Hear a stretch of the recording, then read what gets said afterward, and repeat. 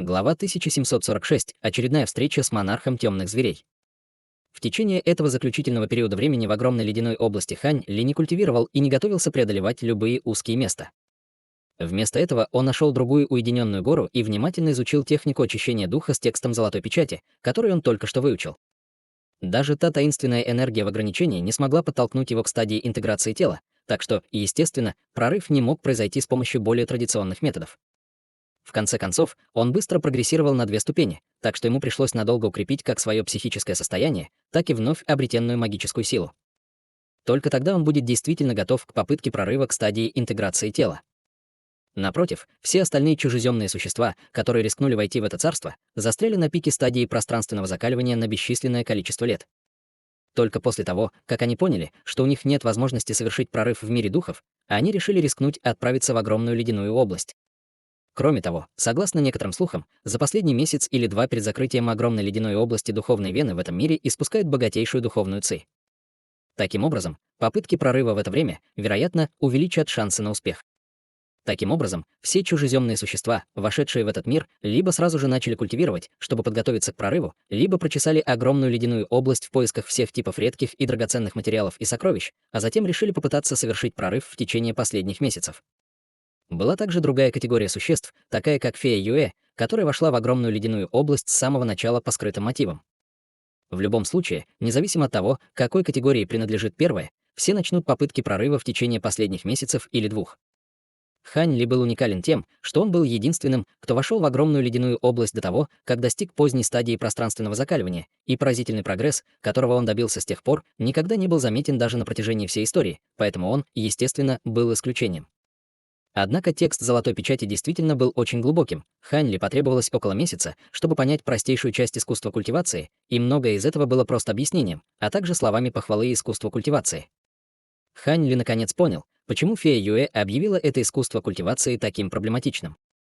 Судя по частям, которые Хань Ли расшифровал, техника очищения духа казалась весьма необычным искусством культивации даже в царстве истинных бессмертных. Она даже включала в себя некоторые законы неба и земли, и после успешного освоения его духовное чутье мгновенно получит невероятный импульс. Искусство культивации было разделено на 3 этапа. Освоение первой стадии может удвоить духовное чувство, освоение второй стадии может в 4 раза увеличить духовное чувство, а владение третьей стадией может усилить духовное чутье в 8 раз или даже больше. Хань Ли, естественно, был весьма удивлен описанными огромными улучшениями, и было вполне правдоподобно, что эта техника очищения духа была весьма необычной даже в мире истинных бессмертных. Однако, как и сказала фея Юэ, условия, необходимые для развития этой техники, действительно были чрезвычайно строгими. Условий было не так много, и минимальным базовым требованием для культивации была только стадия божественной трансформации, но одной из предпосылок было то, что нужно было обладать достаточно сильным телом и духовным чутьем, чтобы они могли справиться с огромной негативной реакцией со стороны искусства культивации.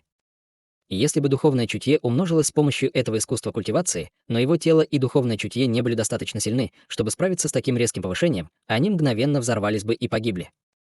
Согласно руководящим принципам, изложенным в искусстве культивации, человек должен был обладать духовным чутьем, которое было примерно в 2 раза сильнее, чем у других с тем же рангом культивации, если они хотели культивировать хотя бы на первой стадии.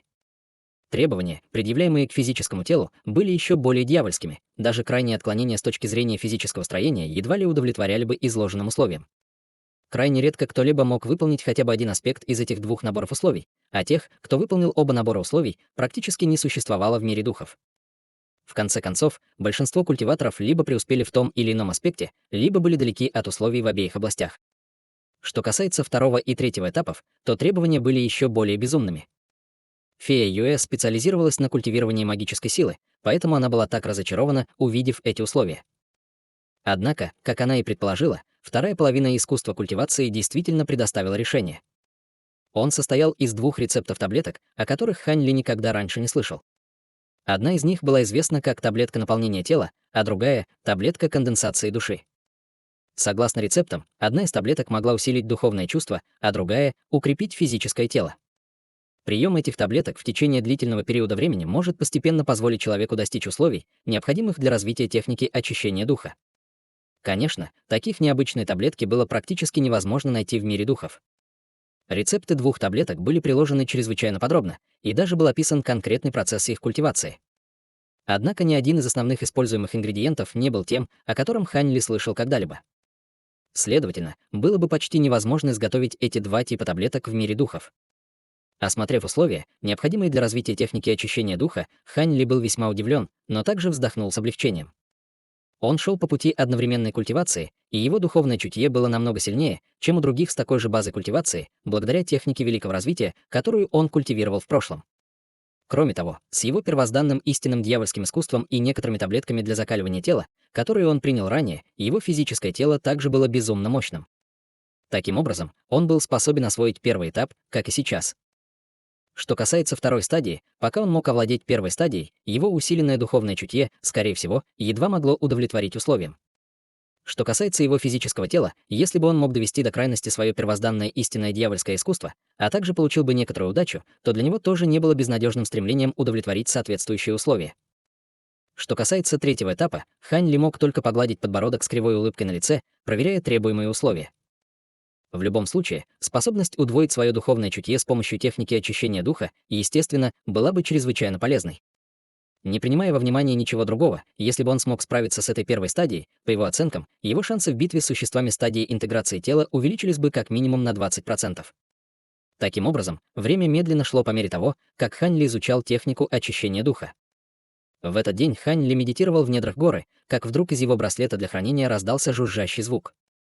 Его сердце дрогнуло, и он поспешно открыл глаза и посмотрел на браслет в хранилище, как раз вовремя, чтобы увидеть, как из него выходят 3 шара золотого и серебряного духовного света. Это были не что иное, как 3 пространственных ледяных талисмана.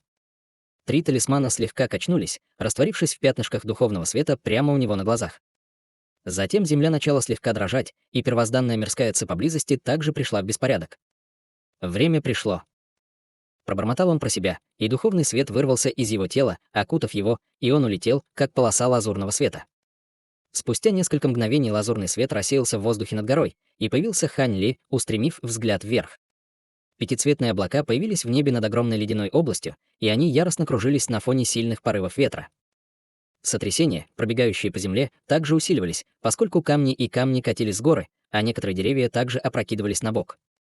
Все виды летающих и обитающих на суше зверей выскочили с горы, убегая на ровную землю так быстро, как только могли. Хань Ли заложил руки за спину и медленно закрыл глаза с торжественным выражением лица, ощущая вокруг себя бешено бушующую первозданную мирскую ци. Перед тем, как войти в огромную ледяную область, ему сказали, что эти явления были знаками, указывающими на то, что огромная ледяная область начала закрываться. Самое большее через полдня посторонние, подобные им, будут насильно изгнаны силой законов в этой сфере. Таким образом, они оставили свои собственные следы на формации перед уходом, и они также несли особые сокровища, которые могли резонировать с формацией, тем самым гарантируя, что они будут отправлены обратно туда, откуда они впервые отправились. Хань Ли вспомнил все награды, которые он получил за время пребывания в огромной ледяной области, чувствуя удивительные изменения, происходящие вокруг него, и внезапно выражение его лица слегка изменилось. Он удивленно открыл глаза, прежде чем повернуться в определенном направлении. Там 2 полосы света, одна золотая и одна белая, мчались к нему под слоем пятицветных облаков в небе. 2 полосы света были довольно тусклыми, но белый свет был явно более мощным, чем золотой, и первый охотился за последним. Полоска золотого света впереди поразила Хань Ли чувством того, что это был кто-то знакомый, и во вспышке синего света в глазах он смог увидеть 2 существ в полосах света, из-за чего на его лице появилось удивленное выражение. В золотых полосах света был гигантский золотой волк, и он убегал изо всех сил. Его мех был рваным и рваным по всему телу, и это был никто иной, как монарх темных зверей, с которым Хань Ли уже дважды сталкивался. Белый свет, который преследовал, содержал крылатого белого демонического тигра, и он также был в довольно плачевном состоянии, но был полон решимости выследить монарха темных зверей. Эти двое летели по воздуху один за другим, из-за того, что они оба были полностью истощены, а Хань Ли скрывал свою ауру, они оба не заметили его.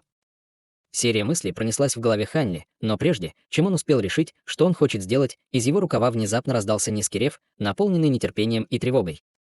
Звук исходил от зверя леопардовый кирин в браслете духовного зверя Хань Ли, и, похоже, он очень сильно реагировал на 2 приближающихся зверей. Сердце Хань Ли слегка зашевелилось, когда он почувствовал реакцию зверя леопардового кирина. Он, естественно, вспомнил, как зверь сожрал несколько ядер высокоранговых демонических зверей, что привело к изменениям, которые он все еще не мог понять даже по сей день. Таким образом, холодный взгляд появился в его глазах, когда он повернулся к полосе золотого света вдалеке. Раздался громкий раскат грома, и пара крыльев появилась на его спине, а затем он исчез во вспышке лазурно-белого света.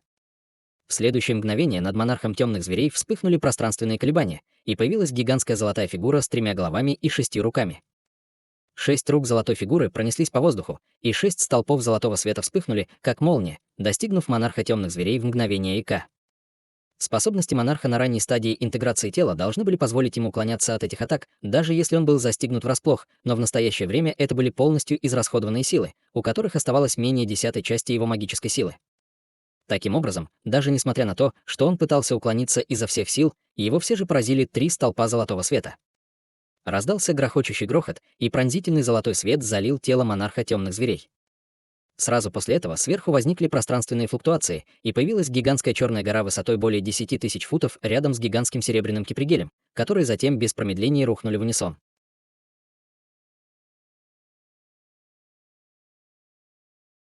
Глава 1747. Возвращение. Из-под горы вырвались бесчисленные серебряные руны, образуя гигантскую световую формацию, которая мгновенно послала взрыв огромной силы, обрушившейся вниз. После того, как на него ударили 3 столпа золотого света, монарх темных зверей едва пришел в себя, и на его тело навалилась непреодолимая тяжесть. Он немедленно издал громовой рев гнева и тревоги, и его мех мгновенно встал дыбом, превратившись в огромное пространство золотого света, распространившегося по воздуху. Благодаря способностям стадии интеграции тела монарха темного зверя золотой свет смог бы освободить его от окружающих ограничений при нормальных обстоятельствах, но в его сильно ослабленном состоянии золотой свет смог пройти только около 10 футов от его тела, а затем его остановил огромный вес, обрушившийся сверху. На лице монарха темных зверей появилось испуганное выражение. Он обладал рядом мощных способностей, но без магической силы, поддерживающей себя, он не мог развязать ни одну из них. Прямо в этот момент гигантский серебряный кипригель наверху качнулся, вызвав бесчисленное количество проекций кипригеля, и все они обрушились на монарха темных зверей. Монарх темных зверей издал пронзительный крик боли, и его физическое тело было мгновенно окружено бесчисленными дугами серебряных молний, посылая едкий запах горящей плоти и меха, разносящийся по воздуху. В этот момент гигантский лазурный меч также пронесся сверху вниз. Монарх темных зверей был полностью обездвижен огромным весом и серебряной молнией, поэтому не мог уклониться. Во вспышке лазурного света его тело было разрезано пополам. Раздался громкий взрыв, и из трупа выскочил золотой монарх темных зверей, который был примерно вдвое меньше первоначального монарха темного зверя. Взрыв багрового тумана вырвался из его тела, и он полетел по воздуху шаром багрового света. Хм. Слабый крик удивления раздался из соседнего места, после чего раздался оглушительный грохот. Гигантская черная гора мгновенно телепортировалась по воздуху, с безошибочной точностью рухнув на убегающий малиновый свет. Однако затем последовала своеобразная сцена. Багровый свет мгновенно вспыхнул во всех направлениях, а изнутри вырвалась тонкая полоска золотого света, и на этот раз это был золотой темный зверь размером с кулак. В попытке убежать он оставил после себя еще одну пустую оболочку. Сверху раздалось холодное хмыканье, и во вспышке серебряного света впереди убегающего миниатюрного темного зверя появился серебряный огненный ворон размером с голову. Огненный ворон расправил крылья и бросился на золотого темного зверя, у которого не было достаточно времени, чтобы уклониться, и он был поглощен птицей. У миниатюрного темного зверя даже не было возможности издать ни единого звука, прежде чем он был сожжен дотла огненным вороном. В этот момент раздался глухой раскат грома, и лазурно-белая нить света внезапно появилась возле серебряного пламени. Затем свет отступил, открывая Ханли, он быстро поднял руку и сделал хватательное движение. Из пламени немедленно было извлечено золотое кристаллическое ядро размером с большой палец и доставлено ему в руки. Это было не что иное, как демоническое ядро монарха темных зверей. Хань Ли лишь ненадолго осмотрел ядро демона, бросив взгляд в другую сторону. Белый крылатый демонический тигр находился в нескольких тысячах футов от него, в ярости оценивая демоническое ядро в руке Хань Ли. В его глазах был жадный взгляд, но он не осмелился подойти к Хань Ли. Глаза Хань Ли слегка прищурились, и он махнул рукой в сторону гигантской черной горы и серебряного кипригеля, на которой оба сокровища вернулись к своему первоначальному размеру, полетев обратно к нему. Между тем, он просто держал демоническое ядро и кипригель в воздухе, совершенно невыразительно оценивая белого тигра. Явления, происходящие в окрестностях, стали еще более жестокими, и среди пятицветных облаков стали появляться дуги серебряных молний. Сразу после этого пошел проливной дождь, и плотный слой тумана покрыл все небо. Белый демонический тигр вдали стал довольно расплывчатым, и он все еще не решался, что делать дальше.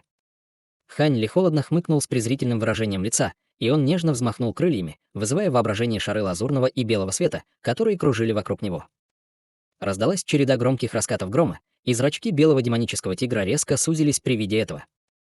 Затем он издал возмущенный рев и неохотно улетел, как шар белого света. Хань Ли не пустился в погоню за белым тигром. После того, как тот исчез вдалеке, он снова взмахнул крыльями, и все шары молнии беззвучно исчезли. Маленькая черная гора и серебряный кипригель также исчезли в мгновение ика. Этот белый тигр также находился на ранней стадии интеграции тела, и у него оставалось гораздо больше магической силы, чем монарха темных зверей. Огромная ледяная область скоро закроется, поэтому Хань Ли, естественно, не хотел рисковать, преследуя белого тигра. В такой критический момент риск не был оправдан. Белый тигр был явно весьма умным существом. Он был чрезвычайно разъярен, что Хань Ли схватил его жертву, но легкость, с которой он убил монарха темных зверей, заставила его понять, что он не может победить Хань Ли в его нынешнем состоянии. Таким образом, ему не оставалось ничего другого, кроме как уйти. Леопардовый Кирин становился все более и более возбужденным в браслете для хранения, и он уже начинал непрерывно рычать, явно очень желая получить демоническое ядро монарха темных зверей. Он передавал свою волю Хань Ли, и тот мог сказать, что зверь терял терпение. Слабая улыбка появилась на его лице, и он послал золотое демоническое ядро в браслет для хранения. Изнутри браслета тут же раздался восторженный крик, и леопардовый Кирин нетерпеливо проглотил демоническое ядро целиком. Затем он передал Хань Ли эмоции благодарности и сразу же растянулся на земле, закрыв глаза. Вскоре после этого он погрузился в глубокий сон. Это уже случалось однажды, когда леопардовый Кирин поглотил демонические ядра этих высокоранговых темных зверей, поэтому Хань Ли совсем не удивился. Вместо этого он с нетерпением ожидал увидеть, каким станет леопардовый Кирин после этого. Внутреннее ядро монарха темных зверей явно намного превосходило по рангу таковые из высокоранговых темных зверей, и он очень хотел увидеть, как оно улучшит леопардового Кирин. После этого Хань Ли завис в воздухе и больше ничего не делал. Через несколько часов из-под пятицветных облаков раздался громовой грохот, и они рухнули вниз. Тело Хань Ли было мгновенно затоплено облаками и туманом, в котором яростно вспыхивали молнии, и во всех направлениях разносились вспышки удивительных пространственных колебаний. Примерно через 10 минут все облака, туман и молнии в небе внезапно рассеялись, и Хань Ли уже исчез. Те же сцены разворачивались по всему огромной ледяной области, и тысячи чужеземных существ были изгнаны из этого мира силой законов природы. Перед его глазами вспыхнул пронзительный пятицветный свет, и невозможно было смотреть прямо на свет даже его глазами духовного прозрения. Затем земля под его ногами исчезла, и его охватило головокружение. Когда под его ногами снова появилась твердая поверхность, поблизости внезапно раздался оглушительный взрыв, после чего к его голове спустилось ощущение холода. Хань Ли был очень поражен этим развитием, и черная ци немедленно вырвалась из его тела, на которой тотчас же появился его черный костюм небесной дьявольской брони. Звяк. Он открыл глаза, как только раздался слабый лязг, и, подняв глаза, обнаружил летающий меч, который был примерно на фут в длину над его головой. В настоящее время его сдерживает черный свет, испускаемый его дьявольскими доспехами, а владельцем меча было рогатое существо в серебряных доспехах. Это было существо Цзяочи. Выражение лица Хань Ли потемнело, и он осмотрел свое окружение и увидел всевозможные сокровища и шары разного цвета, проносящиеся в воздухе вокруг него. Тысячи чужеземных существ сражались друг с другом, и почти половина из них были существами Цзяочи, в то время как остальные были стражниками из небесных облачных рас, которые несли ответственность за защиту формаций.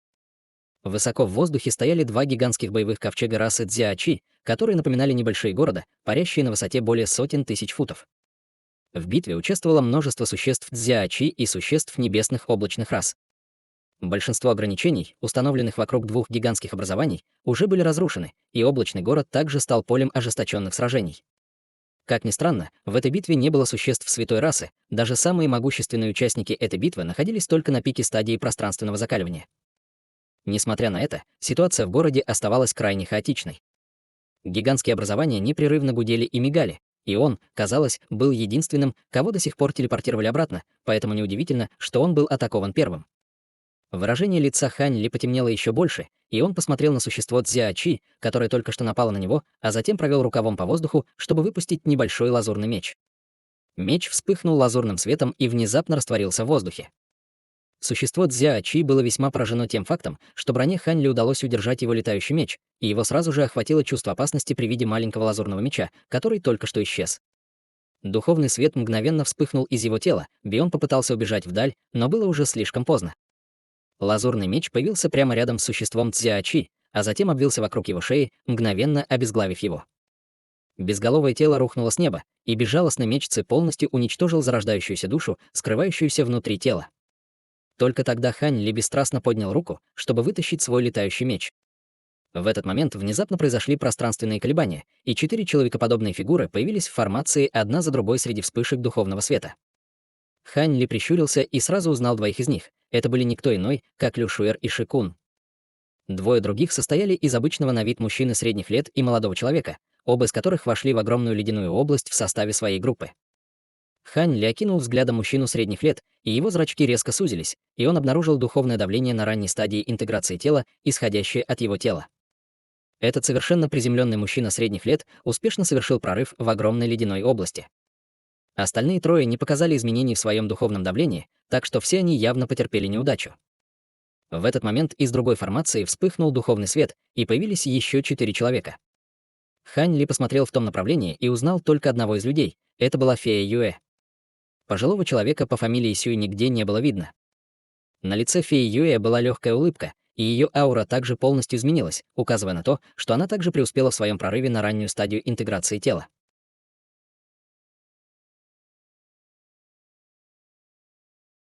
Глава 1748. Беспорядки в облачном городе.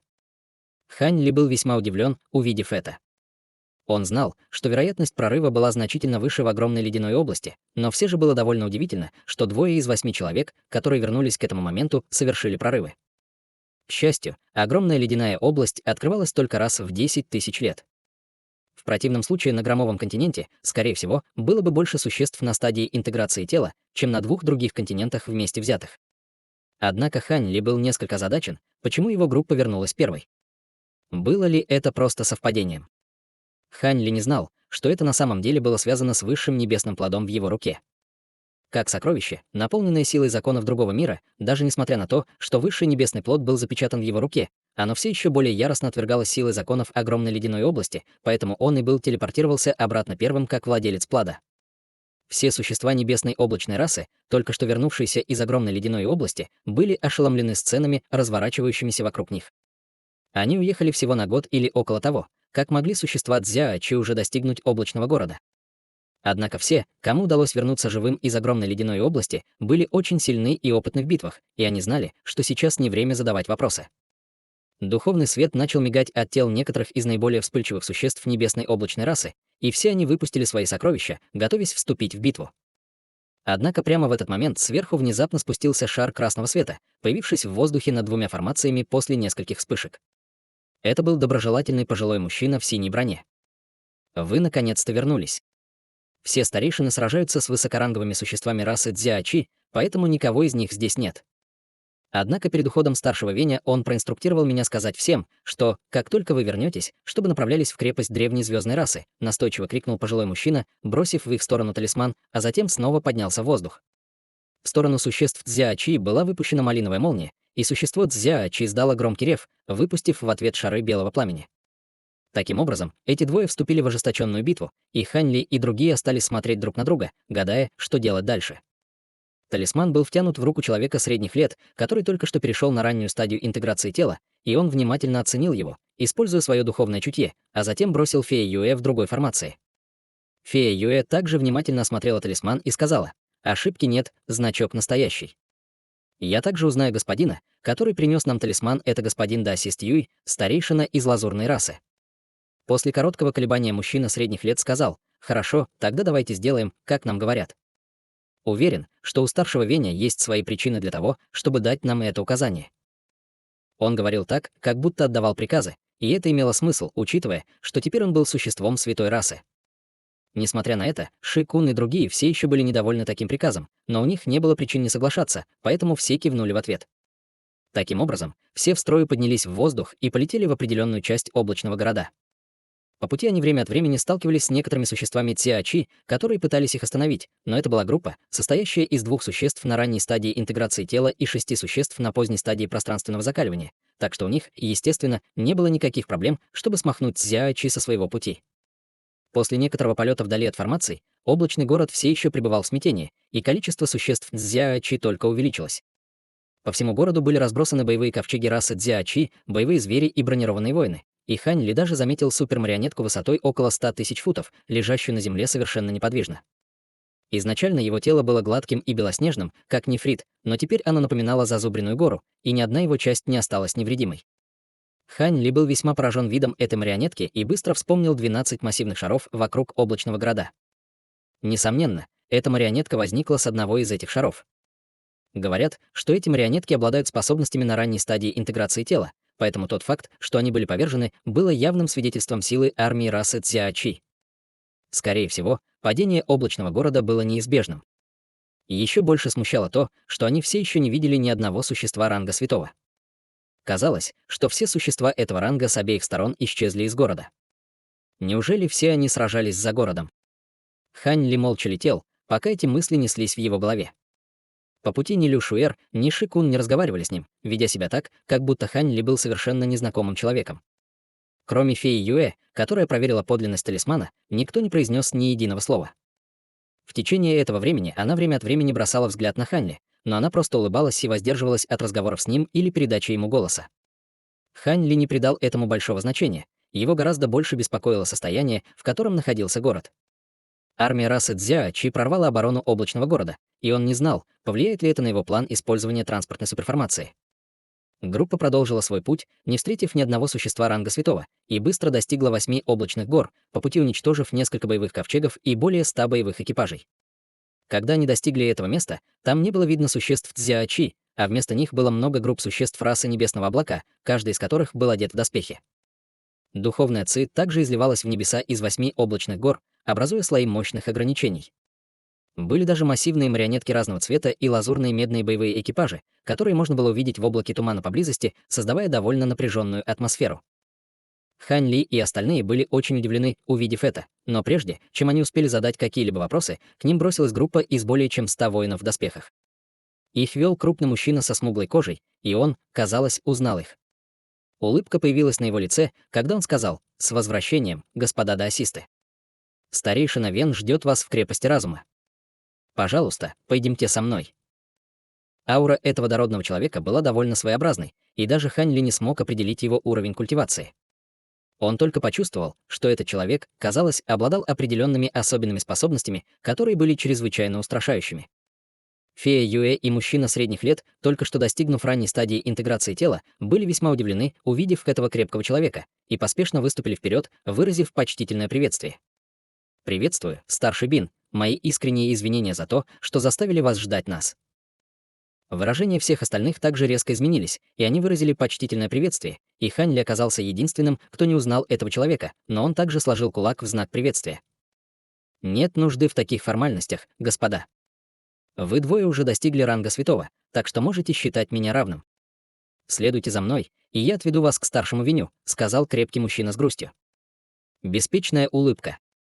Старший Вен в крепости.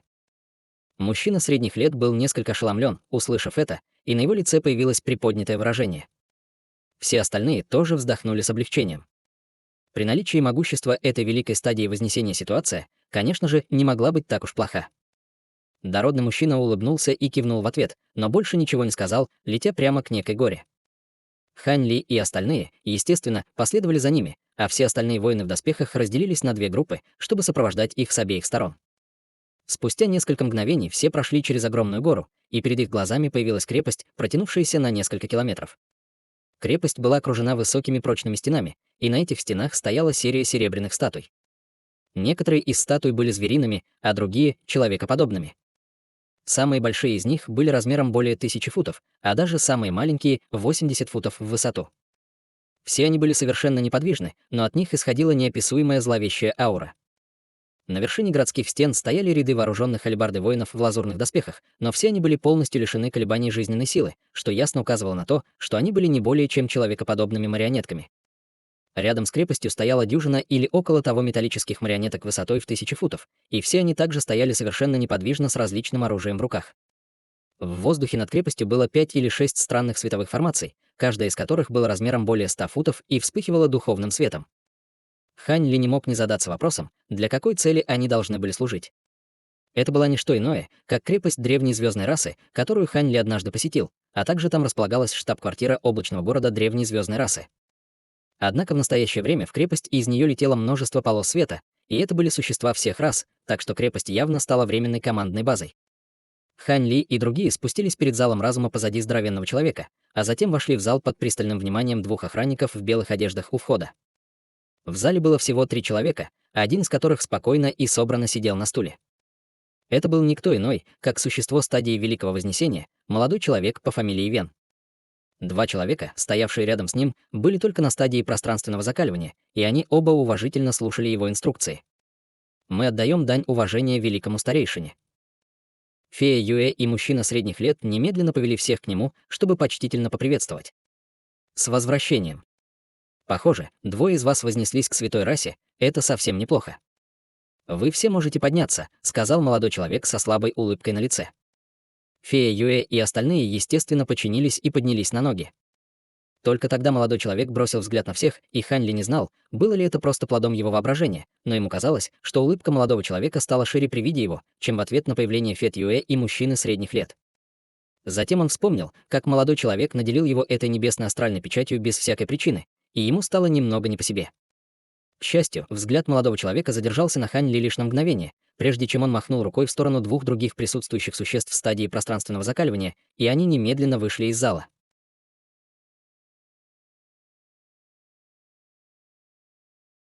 Глава 1749. Небесный котел. Сейчас ситуация особенная, поэтому буду краток. Как я уверен, вы все видели, это текущее состояние облачного города. Все просто, мы попали в ловушку, созданную расой Цзяочи. Они заманили наши основные силы на передовой в опасное место и временно заманили их там в ловушку. Армия расы Цзяочи воспользовалась этим, чтобы последовательно завоевать 13 городов, и теперь они находятся в облачном городе. Основная диаграмма формации нашего города также была украдена ими, поэтому мы даже не можем использовать формацию для противостояния их армии.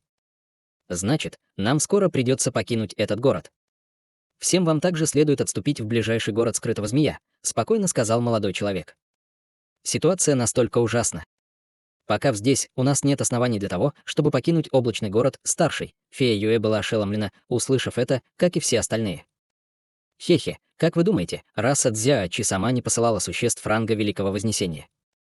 В этой армии вторжения есть 2 великих старейшины расы Цзяочи, и они уведомили меня заранее, что, если я не буду участвовать в этой битве, они тоже ничего не сделают. В противном случае последствия будут катастрофическими.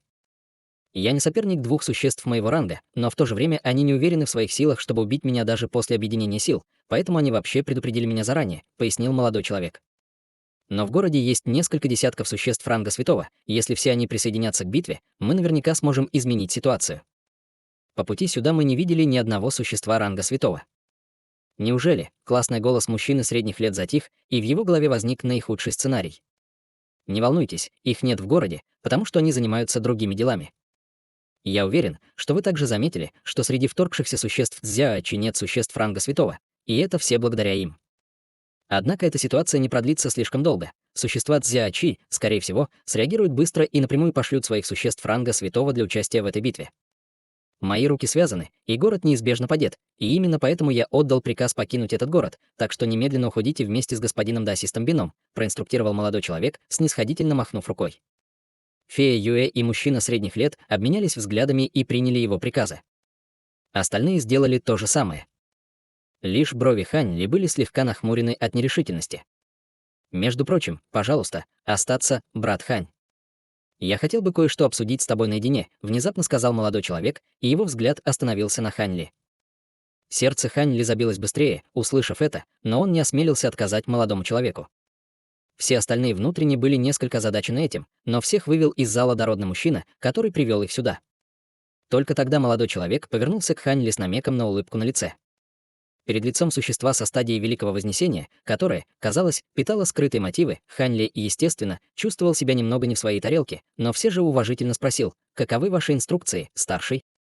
«Если вам нужно, чтобы я что-то сделал, я обязательно выполню поставленные вами задачи в меру своих возможностей.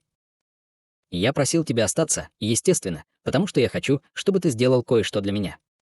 Господин Даосист Хань, ты родом из человеческой расы с континента Тянь-Юань, верно?» Молодой человек сразу же задал вопрос, который сильно испугал Хань Ли. «Откуда вы узнали, старший? Неужели вы уже бывали на континенте Тянь-Юань раньше?» Спокойствие Хань Ли дало трещину, и его сердце забилось быстрее.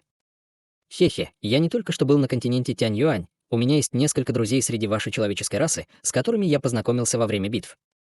В целом, человеческая раса не очень сильна, но есть кое-какие способности, которые передаются из поколения в поколение, на которые нельзя смотреть свысока. Просто условия, необходимые для их развития, очень строгие и поэтому недоступные обычному человеку, усмехнулся молодой человек.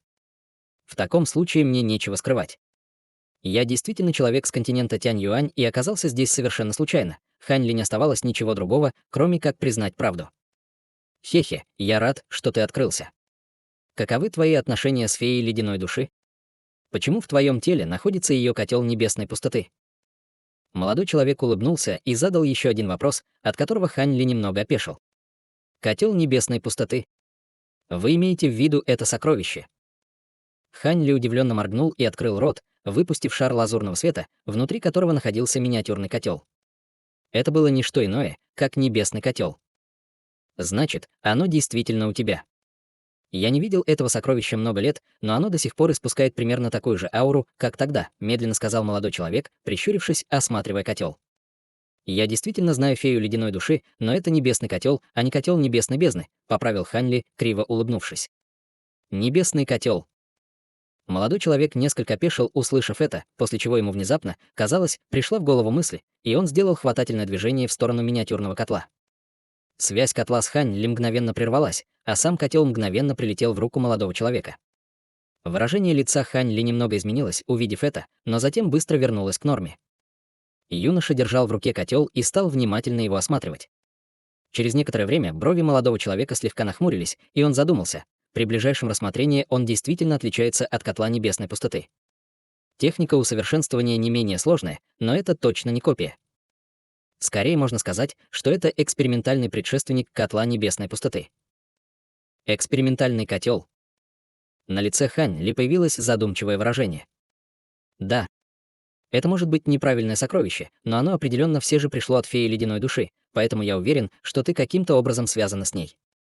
Я просил тебя остаться, поскольку я хочу, чтобы ты выследил фею ледяной души, когда ты вернешься на человеческую территорию, и передал ей кое-что от меня вместе с письмом, сказал молодой человек, выпустив миниатюрный котел с беспечной улыбкой. По правде говоря, я наткнулся на это сокровище случайно, так что я на самом деле не знаю фею ледяной души лично. Я не знаю, жива ли она еще, поспешно возразил Хань Ли, вернув небесный котел в свое тело. Впервые он услышал о фее ледяной души еще в человеческом мире, и если бы она действительно вознеслась в мир духов и дожила до этого самого дня, то она, скорее всего, была бы сопоставима по силе с молодым человеком перед ним. Таким образом, он не хотел принимать это потенциально неприятное поручение без причины. Ничего страшного, если ты не знаешь ее. Уверен, что благодаря ее значительной репутации ты сможешь выследить ее, как только вернешься к людям. Если фея ледяной души больше нет в этом мире, тогда ты можешь передать ее предметы ее потомкам, небрежно ответил молодой человек. Затем он перевернул руку и достал нефритовую шкатулку и синюю нефритовую пластинку, а затем швырнул Хань Ли легким движением руки. Видя, что это было неизбежной задачей, Хань Ли не оставалось ничего другого, кроме как поймать эти два предмета, сетуя на свою плохую удачу. На каждый из предметов был наклеен мерцающий золотой талисман, плотно запечатывая их. Я сам усовершенствовал эти два талисмана, и, кроме самой феи ледяной души или ее потомка, имеющего ее родословную, любой, кто попытается оторвать эти талисманы, взорвется на месте, поэтому, пожалуйста, имей это в виду. Разумеется, я не стану просить тебя сделать это за бесплатно. Вот некоторые ценные материалы, которые можно найти только на громовом континенте в качестве оплаты за твои усилия. Кроме того, Цань Цзи и другие уже пообещали тебе доступ к транспортной суперформации, но из-за этой продолжающейся битвы все формации телепортации в близлежащих городах были запечатаны. Транспортная суперформация в городе Скрытой Змеи также была запечатана.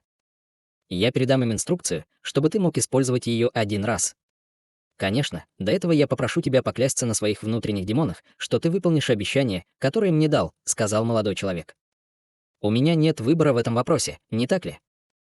Хань Ли смог уступить только с кривой улыбкой, сделав печать заклинания, поклялся, как ему было сказано, а затем поместил два предмета в свой браслет для хранения. Эти клятвы не были чрезмерно обязывающими в человеческом мире, но с тех пор, как он вошел в мир духов и достиг стадии пространственного закаливания, эффекты этих клятв стали настолько мощными, что внутренние демоны, возникающие в результате них, представляли собой самых устрашающие препятствия на пути к прорыву. Следовательно, эти типы клятв были чрезвычайно обязывающими для высокоранговых культиваторов. Быстро оценив все остальные варианты, Хань Ли поклялся, как и было сказано, пообещав, что доставит эти два предмета фее ледяной душе или одному из ее потомков. Молодой человек удовлетворенно кивнул, увидев это, а затем вытащил еще 3 нефритовых шкатулки и бросил их Хань Ли. Эти коробки, естественно, содержали вышеупомянутые материалы, и Хань Ли провел рукавом по воздуху, приняв коробки вспышкой лазурного света, даже не осмотрев их. «Хорошо, теперь ты можешь идти», — бесстрастно проинструктировал молодой человек. Услышав это, Хань Ли вздохнул с облегчением и, почтительно поприветствовав его, тоже вышел из зала. Молодой человек смотрел на уходящую фигуру Хань Ли с задумчивым выражением лица. Когда Хань Ли снова вышел из зала разума, он был довольно удивлен, обнаружив снаружи гигантскую серебряную летающую карету. Карета была более 200 футов в длину и имела прямоугольную форму. Узоры на его поверхности были чрезвычайно сложными и напоминали 2 массивных богомолов. Фея Юэ и остальные уже стояли в карете, в то время как крупный мужчина с смуглым лицом терпеливо стоял в передней части кареты. Все сразу же обратили свои взгляды на Хань Ли, как только он появился, и у всех было разное выражение лиц, но все они, казалось, ждали его. «Садись в карету, господин даосист Хань, мы собираемся отправиться в путь», — с улыбкой сказал дородный мужчина. «Спасибо, старший», — Хань Ли сложил кулак в благодарственном приветствии, качнувшись, он мгновенно появился в карете. Затем он прошел в угол и сел, скрестив ноги в совершенно невыразительной манере. Крепкий мужчина издал тихий крик, и 6 гигантских зверей, тянувшие карету, внезапно раскрыли пары крыльев и взлетели в небо с повозкой на буксире. В тот момент, когда летающий экипаж поднялся в воздух, вокруг него появился зеленый световой барьер, и он улетел, как шар зеленого света.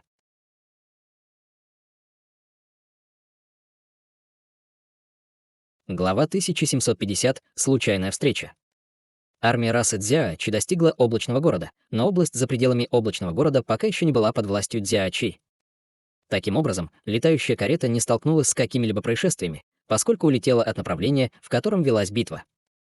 Более чем через полмесяца Хань Ли заметил вдалеке другой крупный город небесных облачных рас — город скрытого змея. В отличие от облачного города, который парил высоко в воздухе, этот город располагался среди бескрайних горных цепей. Почти половина городской стены была построена из ряда соединенных между собой гор, и в городе также были тысячи гор разных размеров. По всему городу были разбросаны здания разных размеров, независимо от того, находились ли они в горах или между ними, и можно было увидеть серию спиральных дорожек, спускающихся по горам, создавая довольно интересное зрелище. На город скрытого змея явно также повлияла армия расы Цзяочи, и даже за несколько десятков километров можно было почувствовать напряженную атмосферу в городе. Мало того, что из города распространялись всплески колебаний и ограничений, были также бронированные воины, которые постоянно патрулировали близлежащую территорию, разбиваясь на группы от дюжины до более 100. Несмотря на то, что гигантская летающая карета, в которой находился Хань Ли, явно несла герб небесного облака, бронированные воины все же несколько раз останавливали ее, чтобы проверить. Однако после проверки подлинности опознавательного значка, который предъявил здоровенный мужчина, все они отступили и пропустили летающий экипаж в город без каких-либо препятствий.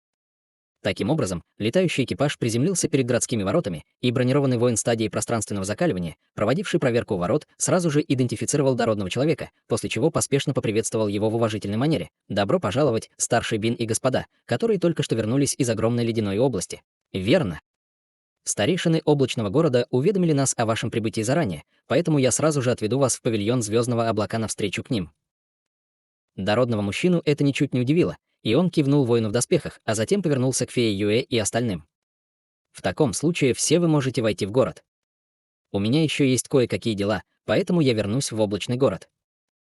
Все остальные, естественно, согласились, и, поблагодарив крепкого мужчину, все вышли из летающего экипажа.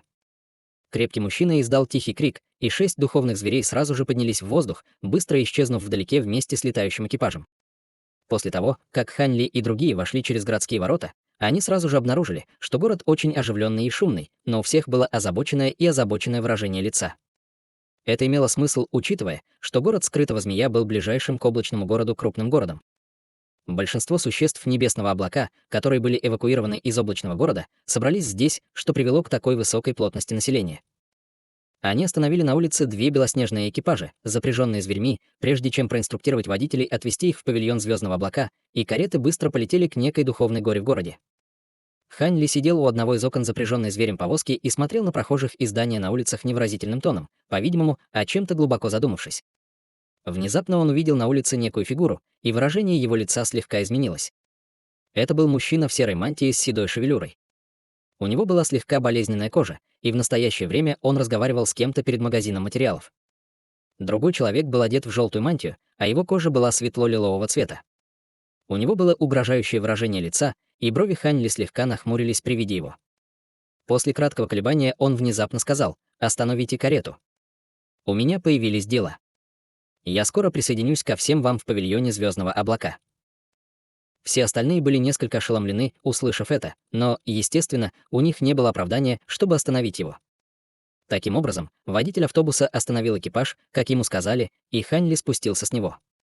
Двое людей на обочине улицы явно о чем-то спорили, и их спор был довольно громким. «Ты должен вернуть мне духовные камни в течение 3 дней. В противном случае пеняй на себя», — угрожающе сказал человек с багровым лицом.